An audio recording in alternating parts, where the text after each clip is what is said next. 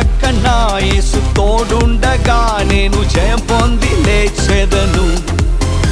నా బలముగా క్రీస్తు నాకుండగా ఏ భయము నాకు లేదు.